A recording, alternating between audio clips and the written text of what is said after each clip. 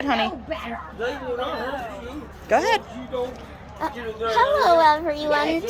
Today we are here with Ranger Sheaffer. And today we are going to be looking at these rattlesnakes. They're very peaceful today.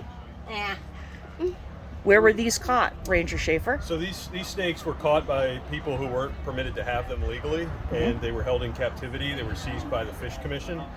Because these snakes are den specific, they have to go back to the same den every year. They can't be released just anywhere.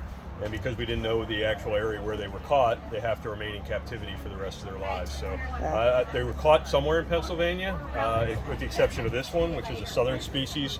It was being sold on the pet market at a local sale. They are not permitted to be sold in PA, so that was seized as well. Yeah. This is known as a canebrake. Was once considered a type of timber, but now is just lumped into the species of timber rattlesnake. Okay. And this one here, he's got a very black tail. Most of these snakes do have some black on the tail. They come in two color phases, which is black and yellow. The color of the head denotes the color phase. So if it's a yellow head, we call it a yellow phase. If it's a black head, we call it a black phase. But most do have some combination of yellow and black on them, especially the black around the base of the tail. This one right here is a male. This one's a male over here, and then the two at the end of the table here are both females.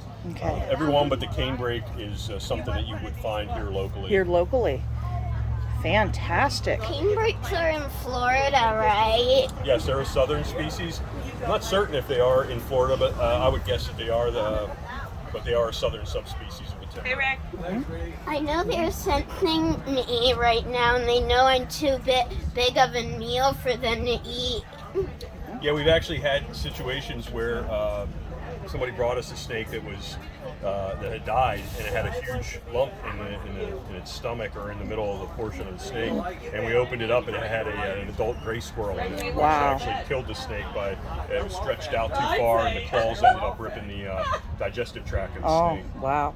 Now, if just real quick before we go here, Ranger Sheaffer, anything that you want to say to Michelle's viewers if they were to run into a snake like this out into the wild? Yeah, sure. These snakes are really, they get a bad reputation, but they're really not aggressive snakes. For the most part, when we move these animals, they just want to get away from you and move to the other side of the road. If you give them space, they're not going to chase you. There's no need to kill them. Just if you hear them, just back away slowly, give them some space, and you'll be fine. Fantastic. Well, Michelle, what do you want to say to Ranger Sheaffer? Thank you for showing me these wonderful pit vipers. Well, you're very welcome, and I appreciate you doing a video to educate all your viewers. What we're doing out here is trying to protect these animals. I'm pretty sure these are pit vipers. They are pit vipers. You're correct. Okay, well, thank you very much, Ranger Sheaffer. You're welcome. Thanks for coming out. Bye-bye.